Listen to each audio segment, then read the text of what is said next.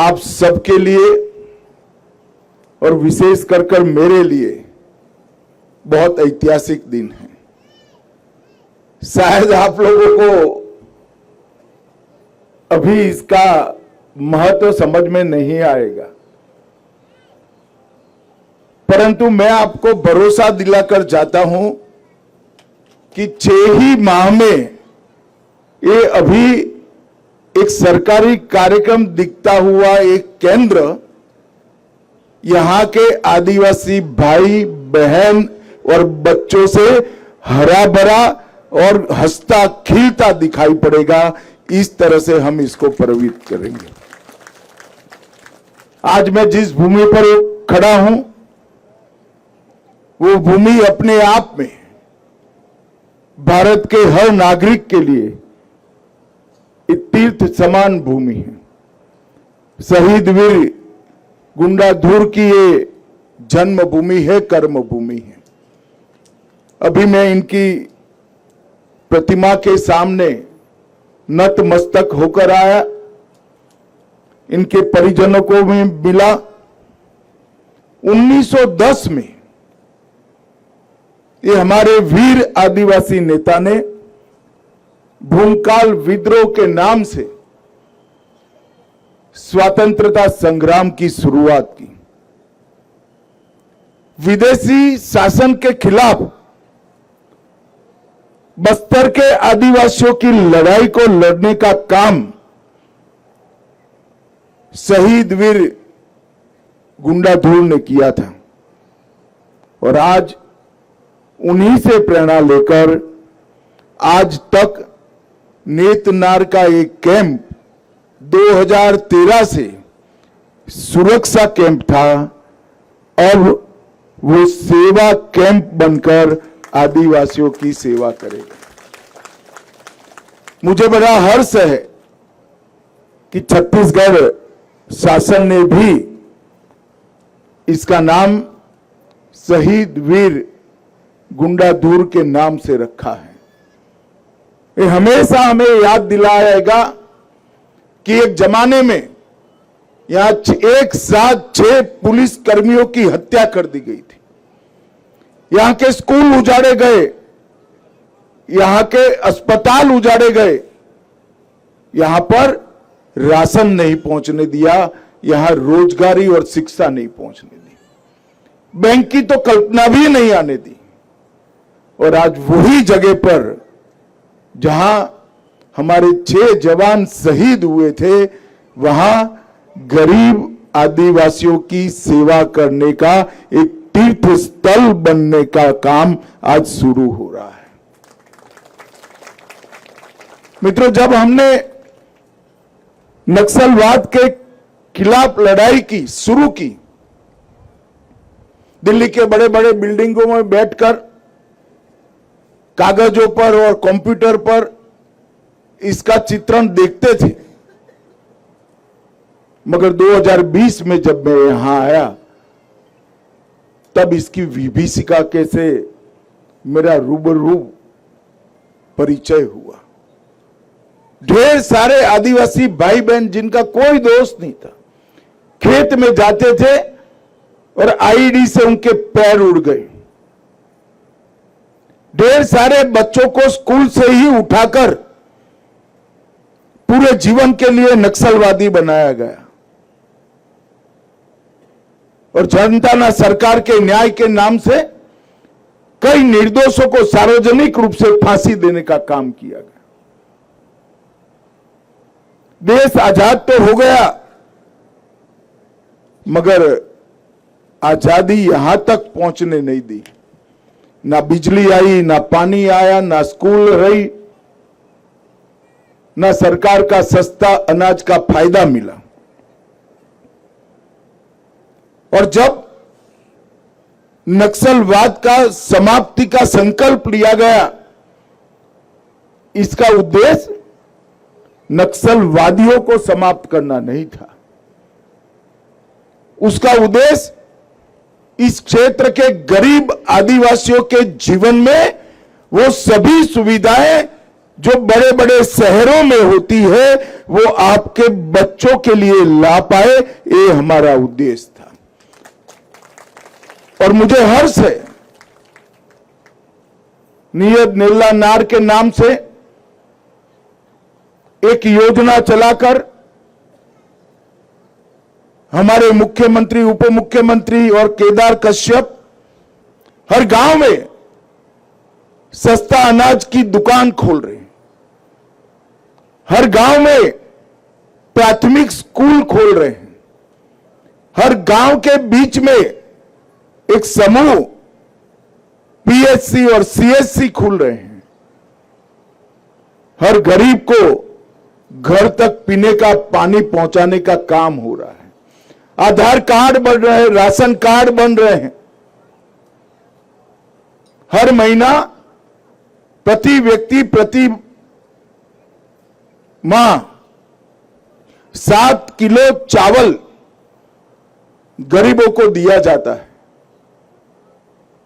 और 5 लाख तक का पूरा इलाज दिल्ली तक जहां भी जाना है वहां मुफ्त में करने का मोदी जी का योजना भी अब यहां तक पहुंच चुका है। मित्रों, मैं मानता हूं यह बहुत बड़ी उपलब्धि है और वो इसलिए संभव हुआ है कि आदिवासी कल्याण के नाम से जो लोग मशीन गने लेकर, बंदूक लेकर यहां भय और आतंक फैलाए थे, हमारे सुरक्षा बलों ने उनको समाप्त भी किया है। और हमने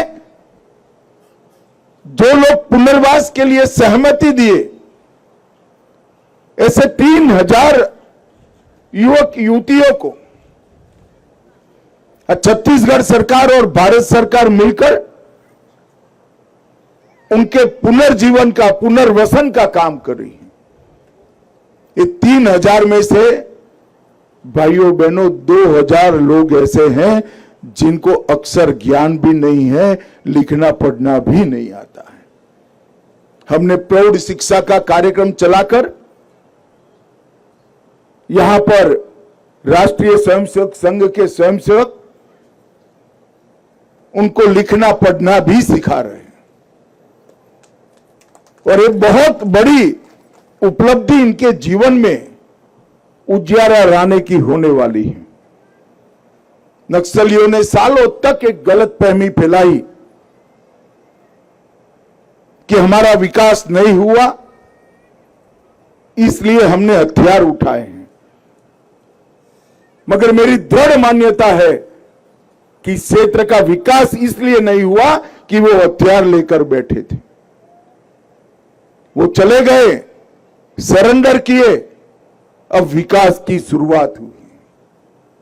मैं आज शहीद गुंडाधुर की इस भूमि पर पूरे बस्तर के आदिवासी भाइयों बहनों को एक वादा कर कर जाता हूं, 1 साल में सरकार को हम रायपुर से आपके गांव तक लाएंगे, किसी को रायपुर जाने की जरूरत नहीं पड़ेगी।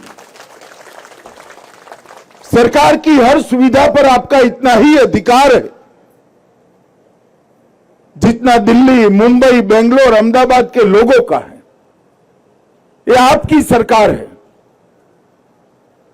आपके जीवन में खुशियां लाना ये सरकार का उत्तरदायित्व है और इसीलिए एक कैंप की शुरुआत की है। और आज मैं आपको बताना चाहता हूं, कल मैं प्रेस कर कर देश भर को भी बताने वाला हूं कि बस्तर में अभी 196 कैंप है, लगभग 200 के करीब।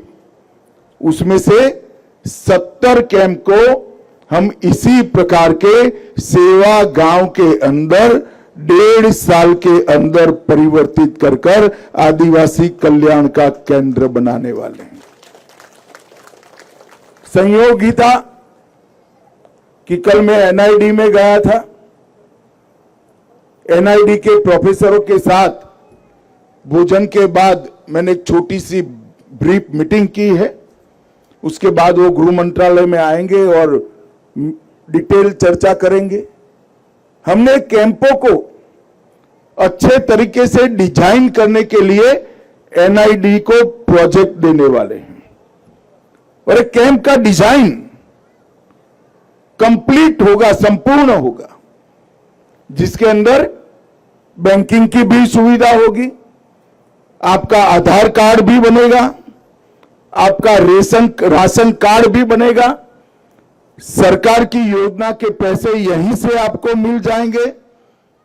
कॉमन सर्विस सेंटर पर राज्य सरकार और केंद्र सरकार की 371 योजना का लाभ एक ही भवन में से आपको मिलेगा। बीसी सखी, बैंकिंग सखी भी यही बैठी होगी।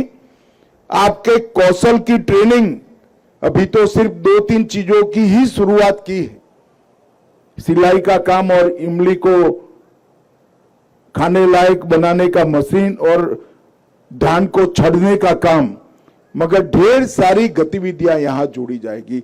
और सबसे बड़ी बात है, 3 माह पहले ही विजय भाई को मैंने गुजरात भेजा था। हमने डेयरी का मॉडल भी एनडीडीबी के माध्यम से हमारे हर गांव में डेयरी भी आएगी और हर आदिवासी बहन को 2 पशु देने का काम भारत सरकार और केंद्र सरकार मिलकर करेंगे। ये डेयरी ने हमारे गुजरात में चमत्कारिक परिवर्तन किया है। आज 36 लाख बहनों को लगभग 90,000 करोड़ रुपया इनकम होता है। 1,36,000 करोड़ अमूल का टर्नओवर है, उसमें से 90,000 करोड़ रुपया वो बहनों के पास वापिस जाता है। यहां पर पानी भी है, हरियाली भी है। पशुपालन की विधा अगर यहां आ जाती है तो बहुत बड़ा परिवर्तन होगा और ये विकास की शुरुआत मुझे आनंद है कि हमारी आदिवासी बहनें करेगी। 1-1.5 साल छत्तीसगढ़ सरकार अहरनिश मेहनत कर एक कैंपों को, सुरक्षा कैंप को सेवा कैंप में बदलने के लिए मेहनत करेगी। और भारत सरकार भी हर प्रकार की सुविधाएं मेरे आदिवासी भाइयों बहनों के लिए देने के लिए तैयार है। सम्माननीय प्रधानमंत्री मोदी जी ने भी आग्रह रखा है कि नक्सलवाद समाप्त हो गया ऐसा मानकर चैन की नींद नहीं सोना है। नक्सलवाद तभी समाप्त माना जाएगा जब नक्सलवाद ने जो नुकसान किया है वो हम 5 साल के अंदर भरपाई कर इस सभी गांवों को हमारे ऊर्जावान आदिवासी गांवों में बदले। और इसके लिए हमने बस्तर ओलंपिक, आदिवासियों के खेल को बढ़ावा देने के लिए, और बस्तर पंडुम, आदिवासी साहित्य, भाषा, संगीत, कला, नृत्य, अलग अलग प्रकार के विविध पकवान, इसको विश्व प्रसिद्ध करने के लिए बस्तर पंडुम, ये 2 कंसेप्ट हमने शुरू किए हैं। जैसे मैंने डेयरी की बात करी, इसी तरह आपके लिए बनाई एक राष्ट्रीय स्तर की कोऑपरेटिव के माध्यम से वनोपज का भी अच्छे तरीके से पैकेजिंग, ब्रांडिंग और मार्केटिंग तीनों करने का हमने संकल्प लिया है। और मैं मानता हूं कि डेयरी और वन उपज ये दोनों मिलकर यहां पर रोजगारी का एक नया युग शुरू करेंगे। मित्रों, जब गांव में बिजली आती, अभी बहन कह रही थी हमारे गांव में बिजली आ गई है, हमारे गांव में शुद्ध पीने का पानी आ गया है और मुफ्त चावल मिल रहा है, तब आपके जीवन के अंदर बहुत बड़ा परिवर्तन होगा। अब धान उगाइएगा जरूर, मगर वो धान आपका सरकार 3100 रुपया से खरीद लेगी, आपके खाने का चावल सरकार मुफ्त में देगी। तो धान का पैसा आपके बच्चों के विकास के लिए बच जाएगा, डेयरी का पैसा आपके बच्चों के विकास के लिए बच जाएगा, और वन उपज का पैसा भी आपके बच्चों के विकास से बच जाएगा। सरकार ने आरक्षण की व्यवस्था की है आदिवासी भाइयों बहनों के लिए। कहीं पर भी नौकरी की एडवर्टाइज निकलती है तो 15% आरक्षण आपके लिए सुनिश्चित है।